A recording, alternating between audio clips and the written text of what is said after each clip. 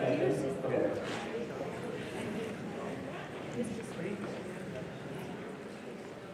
Welcome today to our presentation. My name is Redmon, and this is Digging Deeper into German Records. And I am so excited to be here with you guys. So an overview of our presentation today, there's three main parts. And my goal really is to move beyond names and dates of ancestors and to dive into their lives, their stories. So I hope today we can get past the kind of scary, cold, you think like intimidating German records, kind of learn that they're beautiful, they're human. There's a lot of stories you can find from them. And today, part one is my journey, how I learned to read German script, to do my research, and hopefully help inspire you. And part two is if you're stuck in the USA, perhaps you have someone who you know is from Germany, a great-grandparent, someone in your ancestry, and you want to know where they're from in Germany. Who here has an ancestor and they're stuck in the USA? Anybody? Okay, a lot of you. It's pretty much the most common thing, is how to get across to Germany. And part three is my favorite part, which is going deeper into German records. And I love Germany. I'm here today wearing the coolest German shoes ever. I love Germany so much. If you see me outside here, usually I'm wearing a Germany jersey at home, doing genealogy, where I'm wearing my lederhosen. My daughter's name is Berlin. My son's name is Lincoln Reinhold. My grandfather's name is Alfred Reinhold Wegner. So I love Germany so much. And I'm happy to be here. And deeper in Germany is to go deeper and find about the lives.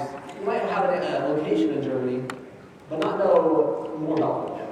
The name and dates only. Okay. So this is me. I said I'm Redmon. I'm low-key obsessed with Germany. Pretty high-key. I didn't start professionally. I'm pretty young. You might think he's 20. I'm 35. I have 5 kids. I promise I'm a little older. And I started as fun as you.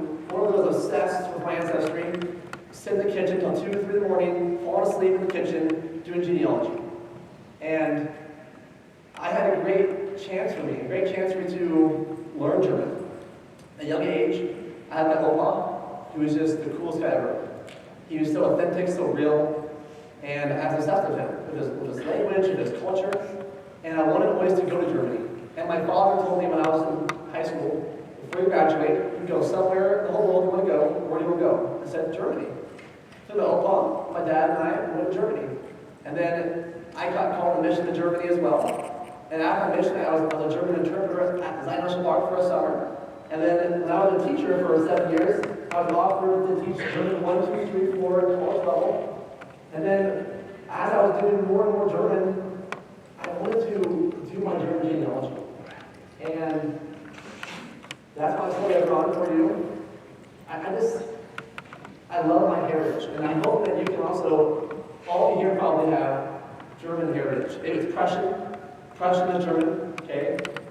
How do you learn to love your heritage more? The more you dive into the culture, learn the food, the people, the language, you start to love it more. You start to learn more about your ancestors. For example, if they moved in 1848 during the Revolution, learn about the Revolution more. Learn about your ancestors more, right? So I encourage you to learn about history more and culture, to learn more about your lives and your ancestors. So yeah, I definitely love Germany so much, and this is what I love. I was in Germany last year in November, during the fall, driving through Black Forest, leaves are changing, just obsessed. So part one, here's my story. This is my opa, real cute Alfred Reinhold, where I made him. And here's my opa. He passed away 3 years ago. He's the reason for my entire career, my whole love for Germany, my daughter's name, everything. He was born on 22nd February 1940 in Danzig, Prussia. And he came to the United States as an 11-year-old boy after the war. So, why it's so important to know more about your records, where to find them, how to read them, is because you love your ancestry. You want to learn more about your ancestors' lives. I always knew we were from Germany, and I learned German fluently. But, to be very honest, once you learn German, and you try to read records, you learn that they don't collide, they don't work together. If you try to read German, if you can speak German, it's different reading German in the 1800s. It's like a different language. I was reading it like, what is this? And often, for example, if you're looking at Latin or Catholic records in Germany, it's Latin sometimes too, so that's fun. So, for me, I wanted so badly to learn about my family. My opa is my family history, but he learned no German script as a kid. He learned during the war, not much, because his whole childhood was basically spent in a bomb shelter during the war. And so my experience was, I wanted to learn about his ancestry and find it for my family. And my journey started at him and his mother came over together to learning 3,000 family members in Germany, right? So it's grown. It took a long time, a lot of nights in the kitchen. I had the blessing to have a mentor. I encourage everyone to find a mentor for yourself, to learn German script, learn German language, whatever you can, Gesundheit. Okay? So my Opa's story is a very beautiful story, and a very sad story. War, flight, and survival. This is him and his mother, Ursula. My Opa, as I mentioned before, was born in Danzig during the war, and his father was a soldier. And his father, we don't know yet for sure, because family lore versus documentation. He was a pilot, they say, that was shot down in the war for the Allies. I'm not sure. His name is Reinhold. My grandpa's name was Alfred Reinhold. And my family lived in Danzig. Danzig is a pretty big city. 800,000 people live on the edge of the Baltic Sea. Very beautiful city that I have not yet been to yet. It's now Gdansk, Poland. My Opa's father was in the war, and his grandfather died a year before he was born. So he lived with his mother and his Oma. His Oma, his grandmother, was Augusta Meta Grzinski, married Wegner. So he was raised with his mother and his grandmother, his Mutter and his Oma. And during the war, eventually the Soviets came to Danzig, and he had to flee. He had to flee and not sure to ever see her husband again, who was fighting the war. They had to flee across to Nuremberg, where they were safe. And very sad is that there were others in my family who didn't make it. My Opa's Oma, Etta, she had a sister, Zelma, and her husband and her grandkids all fell along the south part to Switzerland, and they got stuck in the mountains. They had typhus and died in June 1945. Grandparents, grandchild, mom survived, and one grandkid survived. So this is a story, once you go deeper into your family. I know my grandpa came from Germany. Once you find out other people around them, the story lightens up. The story is beautiful. Who you are. And my Opa, he came across to the USA, an 11-year-old boy, and I'm so grateful for him, for his life. So, I want us to try and think of records and try and think of how we can look more deeply into records that we have available. Sometimes we use the same records over and over again. We use a database, and we're searching for different results with the same database. Searching through document records for years and years, but not changing them. So think about genealogy creatively, critical thinking. If you want to have a different question, change what we're looking for them. So, in Germany, it's very sad, but there's been a lot of bombing and destruction. And military records are not available much anymore at all. So my family's military history in Germany is pretty much destroyed. It's gone. So I have to use records that say an occupation. An occupation is so amazing to find on a record. Usually you look at an index that has names and dates. I encourage you to go deeper. You might have a record, and if you don't want to read German script or find a mentor to help you, there's so much more in there. When they're born, time of day they were born, right? Their address, their birth order, their parents' occupation. So much there. So I never found a record that told me my Opa's father was a pilot. I did find that August Metzger's husband, Albert Friedrich Wegner, was on a loose ship, a Zeppelin, number 11. And that was so good for me to find a private serving on a Zeppelin. And that just opened up my eyes to my narrative, my family. I found a document that said he is on a Zeppelin. If you can have the independent war, your family stories, it's great. If you find a document that tells you details, that proves it, it's so much better. So often we believe that our ancestors from Germany were kings or rich people, but in reality they're usually the poor folk, those who came as farmers, who wanted land or opportunity themselves. So I encourage you to look records deeply, more deeply, and try to find hints and clues. Another example of this one is my opa's oma, August and Meta Krasinski. This is their marriage record of her and Alfred. And she was one of 10 children.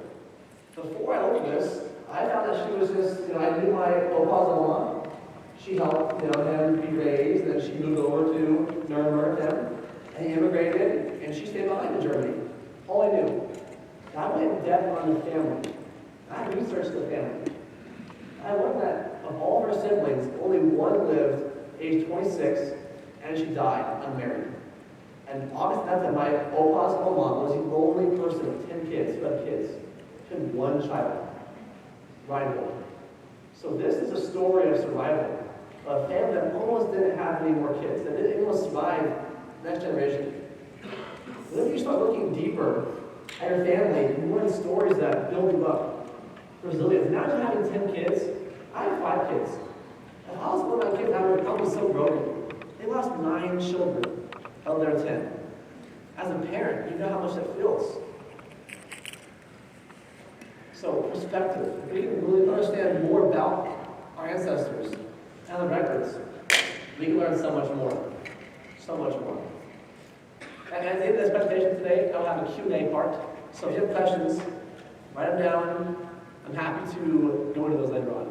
I'm curious, who here has been to Germany before? Germany?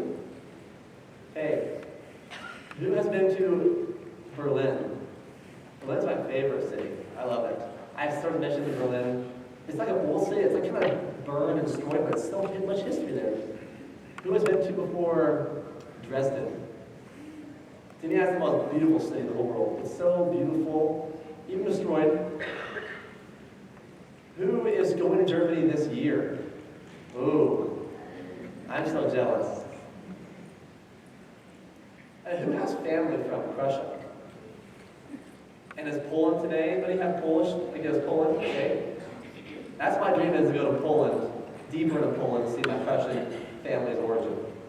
That's my dream. Okay. So let me go back real quick for you guys. I started off like you.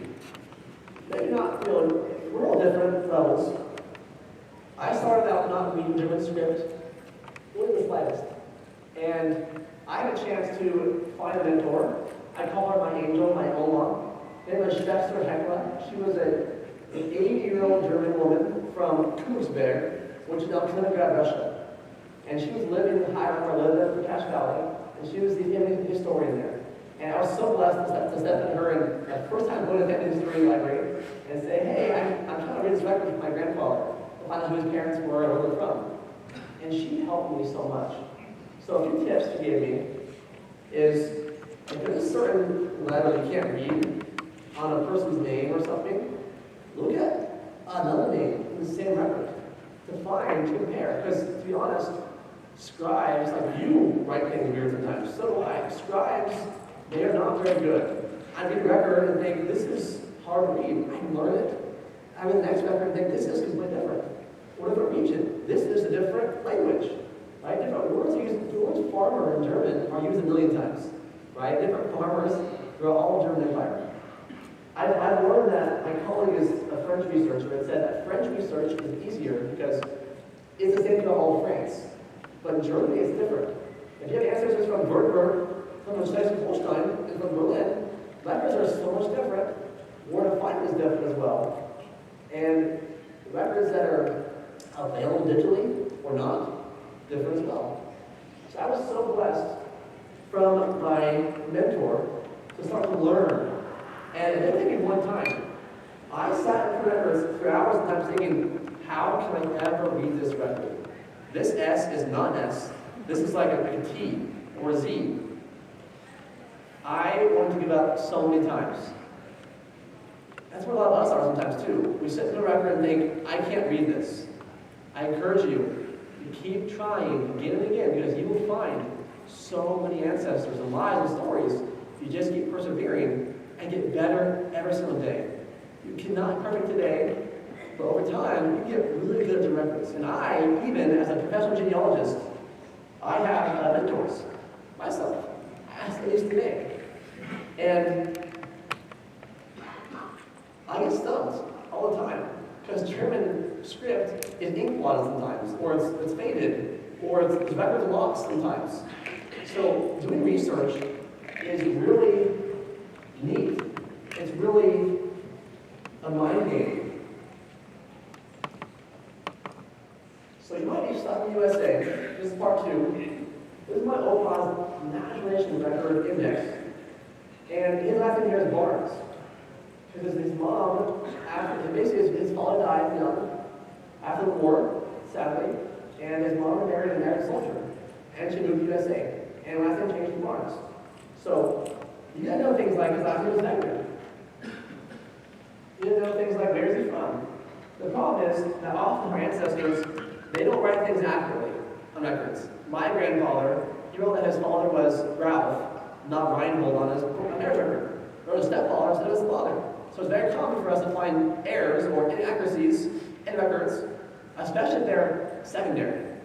If you find a death record, to me, it's so much better to find a marriage record or an obituary. An obituary is someone from the family probably telling the story of that person's life. Or a marriage record is actually recorded, usually with the husband and wife there, with the clerk. Death record is great, but usually, my dad's birthday, I'm not sure what it is when I was a kid. No idea.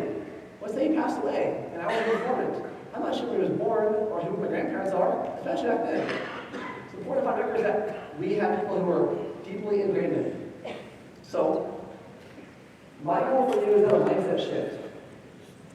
There are different tools that you use to find your ancestors. If you're looking for just birth, marriage, death records, that is not stories. You can find stories there. I would encourage you to go to local societies, local county societies that have more records there for your family.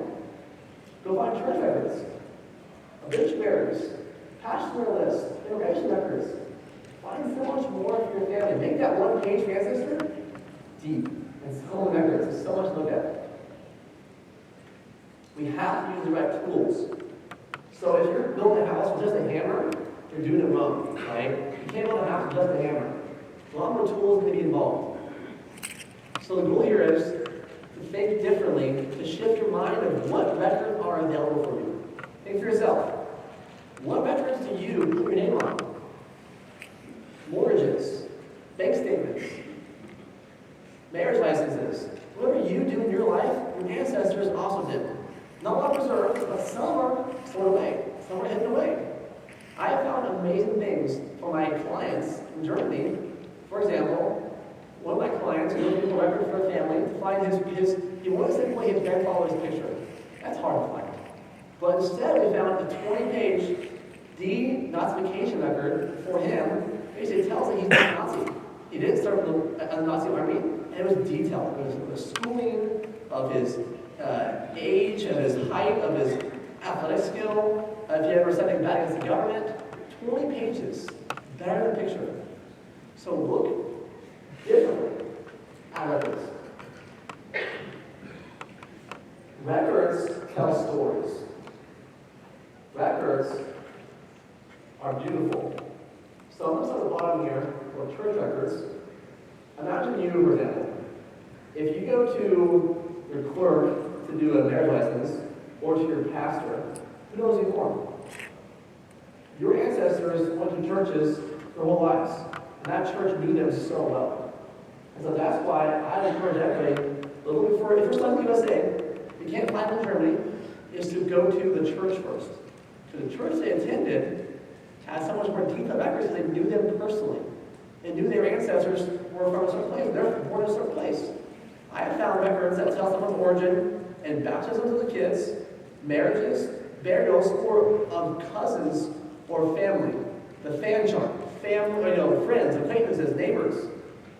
If you find a naturalization record, for example, I might encourage you to look at who is the witness. The witness probably knew him in the old country, right? So these are records that tell us more than just name and dates.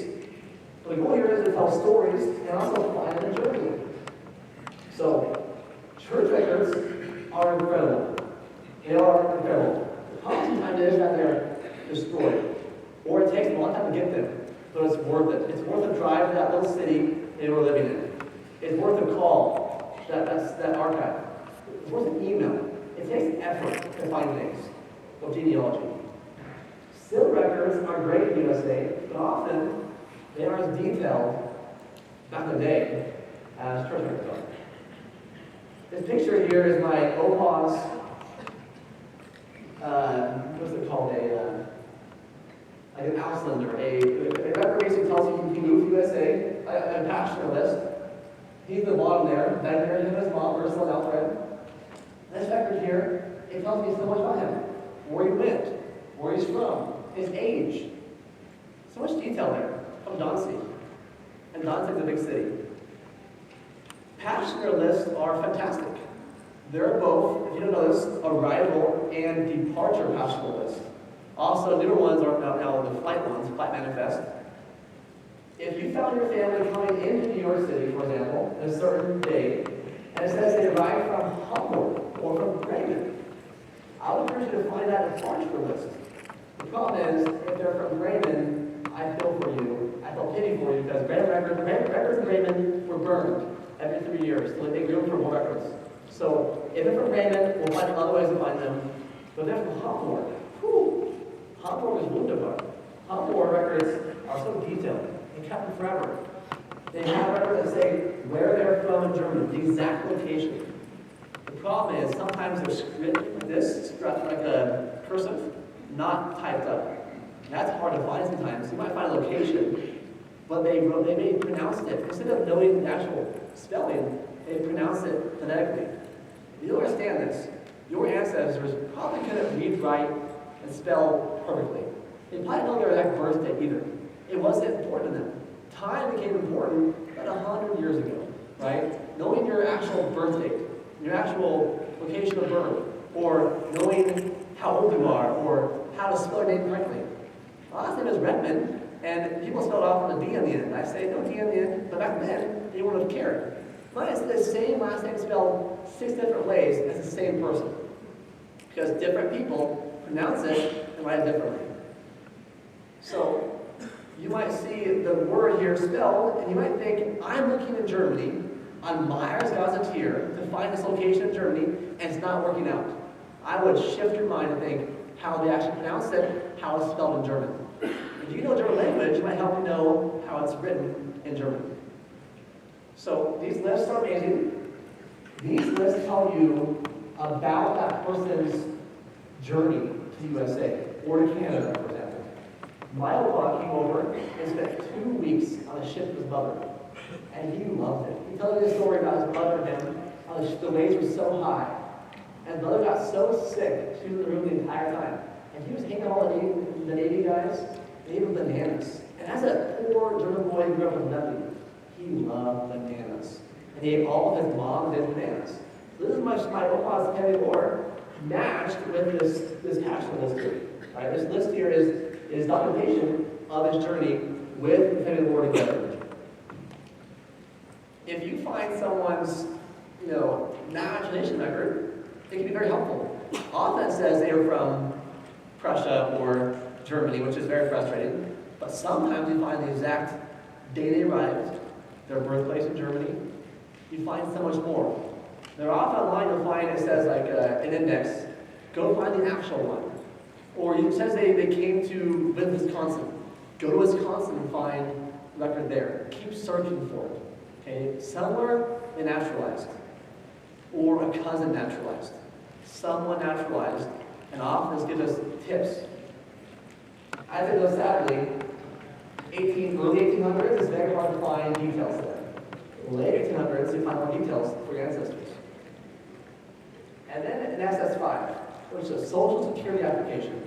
If your ancestor came over 30s and 40s, I think 30s and 40s, great. And you're not sure where they're from yet, that's fine. Order this record, and usually they wrote themselves in their own handwriting, whether they're from Germany or Prussia, and their mom's maiden name, their dad's name. Having two last names by Germany is better than one, because there are maps of the entire German Empire, and people have gone ahead and found out every single deceased World War I individual in Germany, and put all that into a database and a map, and they plug them in. And they basically assume that they were born in 1890. This entire map of Germany now has every last name of those who died in World War I, 1890 born.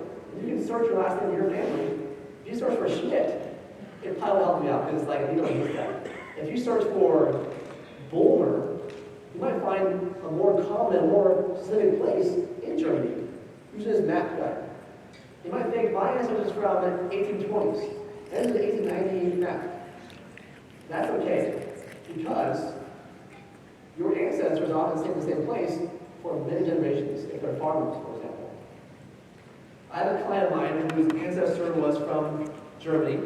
She was an orphan. She was only alone coming to America.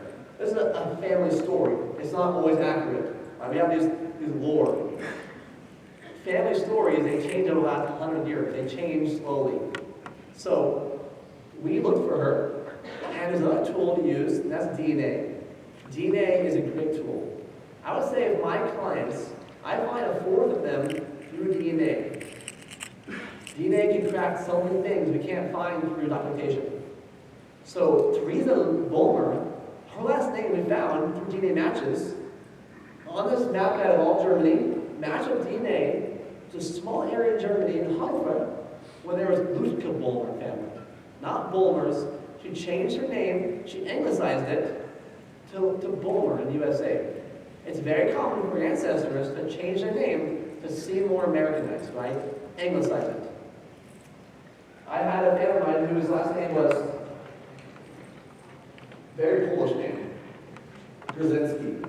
They changed it to Gateway during the Hitler times, basically because they're scared of between two non-Germans. So they're changed their names or come to USA. And basically, imagine, for example, when my opa came to the USA as an 11-year-old, and he was after World War II, and people didn't like Germans at that time period. And he was bullied. They punched him, they fought him, his accent, thick accents. He did everything he could to forget his German heritage, which is terrible. So he tried very hard to be American. So that's our ancestors sometimes. I told you, I want you to think very creatively about this. What have you signed? What do you use daily? What records are stored for you for life? What records do you use every day? And imagine the tools are constantly changing. For example, Family Search now has the full search guide, text search. I have found so much now from wills, from now and beforehand. They are incredible. Using new tools, I'm so happy, I'm young and I can easily use a computer and find new tools. They're constantly changing and it's always getting better. New databases open every day. New things, new records go online every day. There are still records in Germany in people's houses. Up in the attic they go, wow, there's church records from this certain church that we thought was burned. And we found another attic stored there. It happens. There are miracles. I just say, don't give up. You can find your ancestors in Germany. You can find records in Germany that are deeper. There are so many tools if you think creatively. Part 3 is deeper in Germany. And here is a map of Danzig on Mars-Tier. And I love Mars-Tier. If you don't know it, it's a great tool to use if you want to find a Christ, like a circle, around your ancestors' parish or church, village. So now, for example, that they lived in an area south of there, and you find them there living in this city called Aura, and they move. You can use a pinpoint map on here where you can change it and put all Lutheran parishes, and it puts all these little dots on the map. You go slowly outward from that, looking for your family and the nearby parishes. Sometimes our ancestors say they're from Berlin. That's not right, because they're probably from a nearby city of Berlin. For example, if I say to you, I'm from Providence, you go, where's that at? If I say I'm from Logan, I know where Logan is, Logan, Utah. If I say I'm from Salt Lake City, you might know, oh yeah, Salt Lake City. Our ancestors often said they're from the big city, not the small city. That's a problem. You need to go to that big city and then go outward from there sometimes. But if they say they're from Hanover, or Kassel, or Prussia, those are kingdoms. Kassel is a city and also a kingdom. Hanover is a kingdom. So very important is this. You cannot go to this part of the presentation or research. You cannot search in Germany until you first have your ancestors' village or town. Even if you know it's Berlin, you can't search it. Berlin has like 100 parishes, and it's a huge city. But if you do know Berlin for sure, then use city directories. Find your family's name and their address, and search that year range with those nearby parishes using map guides. But you must know your family's origin, town, location, or close by using DNA evidence or map guides before going to Germany. Because German records are different than records. In America, there are certain cities that have all records only stored in an archive. Same with Germany. Saxony, which is where Dresden is what I consider the black hole of German research. I love it. I love Saxony. But records there are mostly kept in churches themselves. I went last year in November to a church where it was only open for 2 hours on a Thursday, once a week. And if you want to get records done, it takes more than 2 hours to go through a thick German book, and there were 20 of them.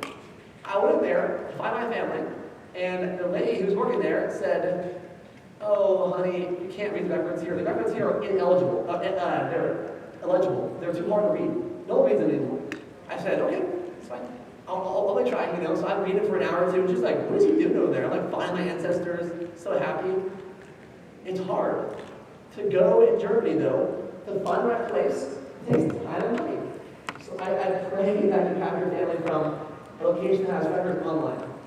But sometimes they have not. And do not fall into a trap here. Often people think that if it matches, I looked at my name of my ancestor up online, I found the location of Germany, it matches. That isn't always the right place because your ancestors' records can be only on site, only in archives. And we often think it's easy, it's easy hanging fruit. That's the guy who everyone says it is. I can't tell you how many times I have to help clients of mine realize that their ancestor thought for so many years was their ancestor isn't their ancestor. Because someone online, they found a public tree, and it's wrong. It's important to find somewhere in the USA first that says that your ancestor is from a certain place in Germany before going to Germany. So I'm obsessed with seal records in Germany. This here is an example here on the left. This is a more recent one of my Opa's Oma, August Matrosensky. I found her dying in Wolfsburg. Wolfsburg is a beautiful city near Braunschweig. It is where what's the company? VW has all their cars. I found her passed away there. And this record here, it tells me everything. When she was born, who her parents are, who her husband is, how she died. It tells me when she died. It tells me when she was married. This record is so detailed. Still records are a goldmine in German research. This is how I found my Opa being a Zeppelin private. These records start in Prussia in 1874 in October. They start in the rest of the Empire of Germany in 1876 across the entire empire. This is incredible. We have the same record across the entire empire. The issue, though, is finding the records. If you can't find online, that's okay, because they're probably stored at a local archive, a shop archive, or at a civil registry. I encourage you, if you're an ancestor who lived, who was born, married, and died, 874 or more recent, find this record. This record will tell you their religion, their address, their place of birth. You can go to the record, it's called a Stammesamt. Stammesamt is the word for civil registry. You can go and email them or call them. You can just use Google Translate if you have to and email them, right? And you can ask, do you have this record for this ancestor born this year or died this year? And it usually costs like $5 or $20, but it's worth it. It's so worth it because these records tell you more details of your ancestors' lives. They are incredible. So church records in Germany from Kirchenbücher, church books, are great. And they go a lot longer. 1500s, 1600s, but they're less detailed, depending on region. You might have a baptism of your family. It tells you the witnesses, the parents, the birth order, their house number. If you can only read the names and dates, go deeper. Try and find more there. For example, the witnesses, I think, godparents, fathers and witnesses, are a gold mine. If you are in Germany, this happens often, if you find your family in Germany and you can't find the parents' origin, you are stuck in Germany now. You can't find a generation back. You worked so hard to find ancestors in Germany, but now you're stuck in Germany. What happens is, your ancestors, like you, they move sometimes. And sometimes they stay forever in the same place, and thank goodness they do. But often they don't. And we use those sponsors and witnesses to help you find where they're from. A sponsor is an in-law, or it's a brother, or a sister. It's a cousin. It's a best friend from that place the parents were from sometimes. And that, paired with going outwards from the main parish to find them, is a great tool to find generations prior if you're stuck in Germany. And plus also, you might find that the record says that the witnesses were like a senator. We're like, wow, this is a pretty fancy person at my son's baptism, must be some kind of a classy family. I encourage you to look more at confirmation records. These records tell if a person lived adolescence, that they survived childhood. And this record helps us because often I see online people only have their birth record. And they often died in infancy in Germany this time period. 1800s, a lot of disease came through, a lot of war. Confirmation records confirm that they lived about 13 or 14 years old. It's a fantastic thing.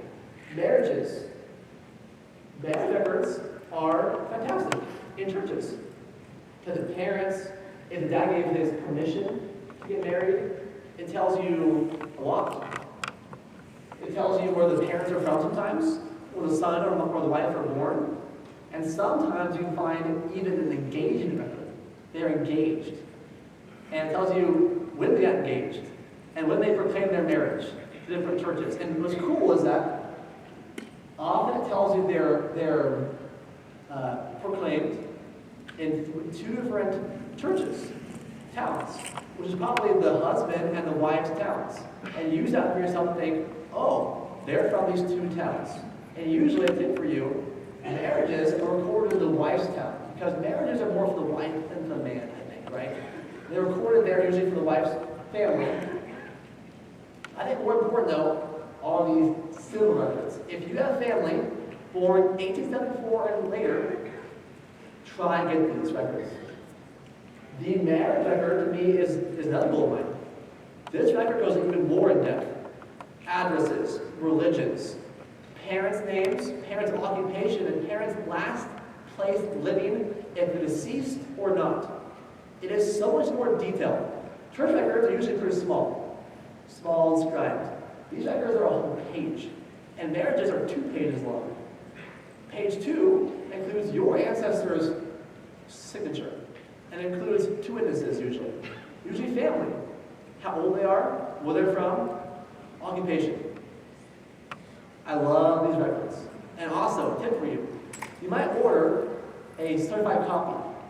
Do not. Order the actual copy of this record here, because in the header, the sides, the person at the registry includes details often. They might include the son's birth date of this couple. They put it there. The actual record, the son's birth date. Include the couple's divorce date. They include when the husband died. They include more details there. Germany has privacy laws. 110 years. You cannot order a birth record before a time period. Marriages, 80 years. Deaths, 30 years. But if you order this record from 120 years ago, it'll have tips that bypass privacy laws, which is fantastic. And death records are great as well.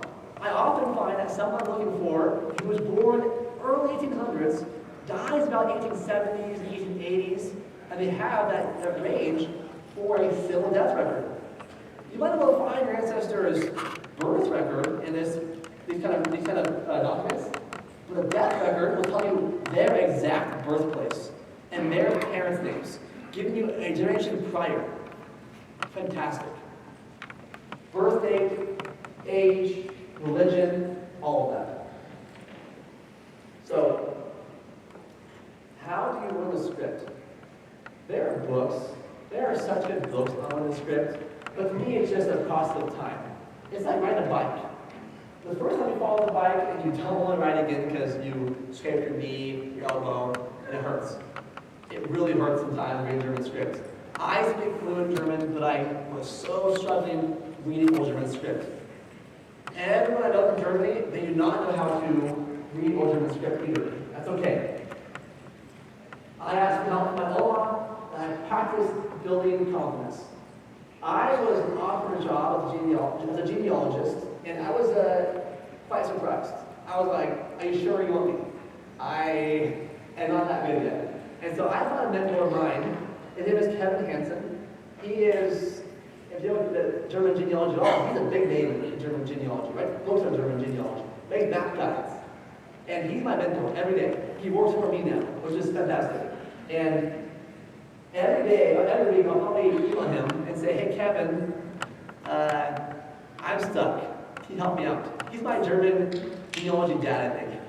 And often what I love so much that Kevin says to me, he says, Nicholas, you think I can do anything? You think I can do anything at all? I'm also stuck sometimes too.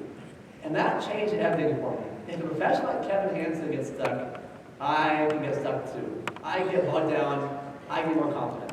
So people like Kevin Hansen get stuck, we all do. So real quick here, you probably know about Archeon and Matricula. If you have family from Germany, Archeon is a paid subscription to get Lutheran Protestant records in Germany. Matricula is a free website using for Catholics. Family Search is so great, so is Ancestry. There's different regions that have their records stored in different places. For example, Danzig is all on Ancestry. But Danzig also has records on Archeon for my family, for the churches. If you have a family who's a mixed marriage, that's hard.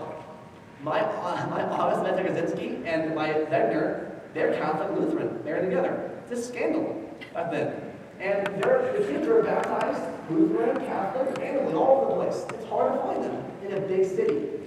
So that's fun. Big cities like Danzig are a struggle sometimes. There's so many parishes. There are map guides like Kevin Hansen's city map guides, or street guides, or Matricula, that have detailed maps showing addresses and the parishes nearby the address where they attend church. Using directories, and that helps you find your family in a big city. Archeon has no map, but there is, if you Google Archeon map or church record map, someone made a free source map that has all the parishes in Archeon on a map. You can go click into it, and it pulls on Archeon. It's amazing. So you must know your family's religion to know to search them in Germany. If they're Catholic, use some records for Catholic records. If they're Lutheran, different records for them. You might think, oh, they're Methodist in America. or they're Baptist. They're probably Lutheran, Evangelisch in Germany. At time period, there's like 2 main churches. The last thing here kind of is going deeper beyond indexes. There are records in Germany that are unique. You don't have to use this birth, marriage, death records in Germany. If you're creative like I am, try to have a different solution for yourself. Local archives, the Stararchiv. Registries, that's the name for the Standesamt. Search for your ancestor's name of their town, like Danzig, Standesamt. The problem is, Danzig is no longer Danzig. It is now Gdansk, Poland. So, you be more creative. You have to I actually had to order my Opa's birth record. I didn't put birth record. I had to order it from a Polish archive. I don't speak Polish. I had to be creative. You translate. I actually had to hire a professional for me. There are often tax and property records as well. I found someone's ancestor who was leaving Strasbourg, France, and sold everything. We found a record that told what they sold, and that was details of what they lost, what they gave up to America. You can find records that tell you how much they had in their house. Immigration records as well. There are certain kingdoms which store or keep these records, or they're on site. Not all of our ancestors did this, though. It cost money to immigrate. Basically, they might have illegally immigrated, but perhaps your ancestor's cousin immigrated, and you find a cousin or a grandfather or uncle. There are so many records that tell stories. For example, I lived in Germany for 2 years, and every new city I served in or lived in, I had to go to City Hall and say, hey, I'm Nicholas, I'm moving to this new address, Wirtschaftsstraße in Cottbus, and I was recorded by name as an American in the new city. So there are records that tell you residence records of your ancestors. All their kids, where they moved to. They're called a Melde Register. But problem sometimes that in the war, they were bombed and destroyed. There are so many things to use in Germany to find stories, go beyond the names and dates. My goal for you is to learn to love your ancestors' heritage, their culture, the food, the people. Go to Germany, walk the streets of your ancestors. Go from names and dates, what about lives? What are the lives of your ancestors? For example, my Opa's uncle was 21 years old when he was fighting a war in France under the German army, and a bomb blew up there by him, and a wall exploded with all the bricks and killed him. And this man was 21 years old. My Opa never has an uncle. His record, he learned about his uncle. His record. Their lives you never heard before of. I can help you become a stronger person, a happier person. I encourage all of you to think more creatively, be more hopeful, to look more deeply, to not use the same database over and over again, to believe in yourself, to say it's okay to struggle, to realize that Kevin Hansen can't do it sometimes. Neither can I. Love your ancestry, and you'll find so much more. And that is all I have for you guys today. But I have a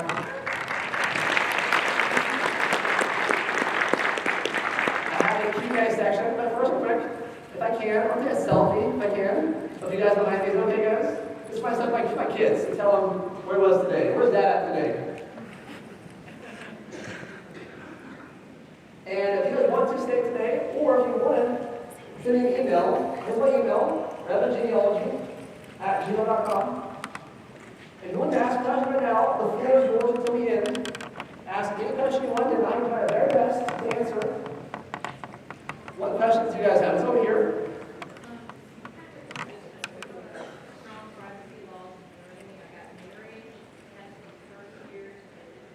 Yeah, so for birth records, it's a 110-year law, privacy law. For marriages, it's 80 years. And for death records, it's 30, which means death records are fantastic to go for. Because they might have been born 100 years ago, they're married 70 years ago, they died 40 years ago. 110, 80, and 30. What's key though is that if you go in person, or you show lineage, if my opa is my opa, and I show me, my mom, my opa, I can bypass all privacy laws with my lineage. If it's for a great uncle, I cannot. It must be a direct line to bypass privacy laws in Germany. Very key. They want to see your lineage to them. Your experience with census records in Germany, very Yes. I can't tell you how much I just like it. So, Mecklenburg-Vorpommern, Mecklenburg is my least favorite place in Germany for record research. For some reason, Mecklenburg, you're asking a good question here. In America, we have the greatest census records of all time. We have 1850s, 60s, 70s, 1890s is gone, right? But we have a lot of good ones. In Germany, there are few records that are census records. You don't have them really across the empire. Every kingdom is stubborn, do different things. For example, Württemberg has plan books, but Schleswig-Holstein, Hanover, Mecklenburg, they have census records. And the problem is, Mecklenburg, for some reason, they're just horrifyingly inaccurate. So use them with a huge grain of salt.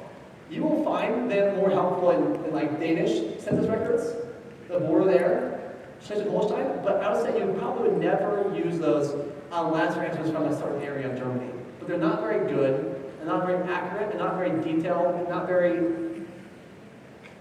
widespread. Good question. Yeah. Sadly. Back before the unification of Germany, when we had principalities and duchies, did you have permission to, are there records like permission to cross borders into those? I would say that we don't see those anymore, but we see often it says that they're a burgher, they're a citizen of that certain town. They say, so-and-so married so-and-so, and he's a border of that town. If you move principalities or kingdoms, they often will say he's from that certain location, like he's from Saxony.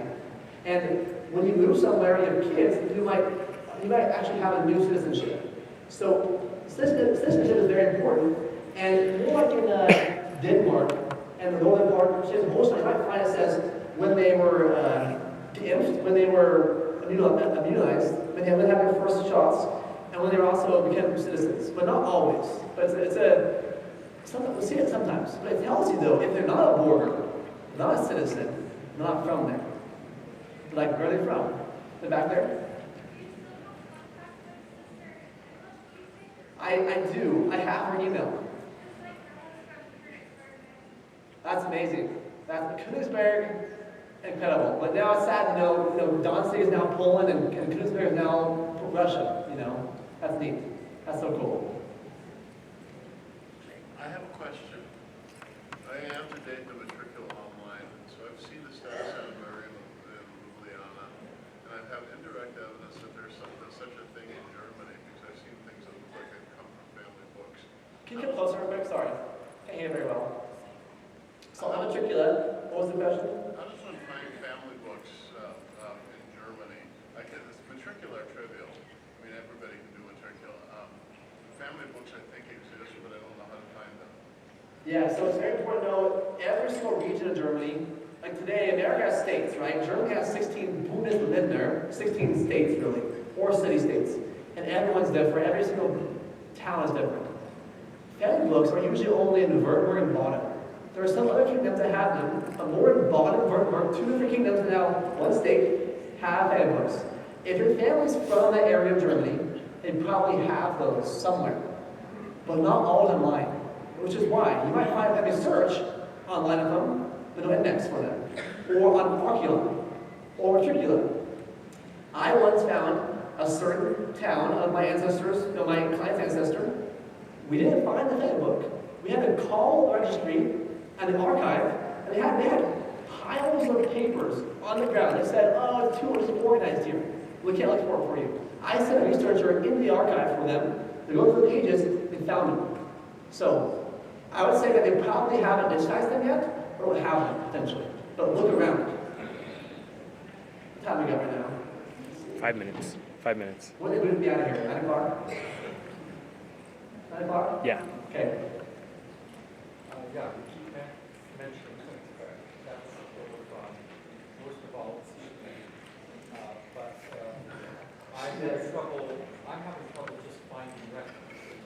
I know one may survive, Cirilla and regression, they had one, but I have an idea that there's a lot of missing, or I don't know where to find them. Yeah, sadly, here's an example for you. My opa's opa was from a certain place in Prussia, and I know they're from because of still records. But once the record's in 1874, I cannot find my vector line anywhere because they're all burned records. Königsberg has a lot more damage than Danzig. Königsberg was more in the war coming over, right? The problem now is that there are records available on site, but because of the war happening on Russia and Ukraine, we can't send someone in archives. It's a very difficult situation happening. I would say that in every area, I would search for Russian archives, Russian websites. I would search in forums for it. I would keep searching. Because there are records in different places, you might not imagine. For example, most records that are in Poland today, or Russia, are stored on a Polish-Russian website. So I had this, I get the Russians destroyed everything. Just burn everything. But you think some of these records may survive, and I wonder.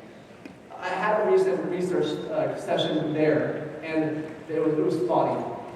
There was some records there, and some missing completely, sadly.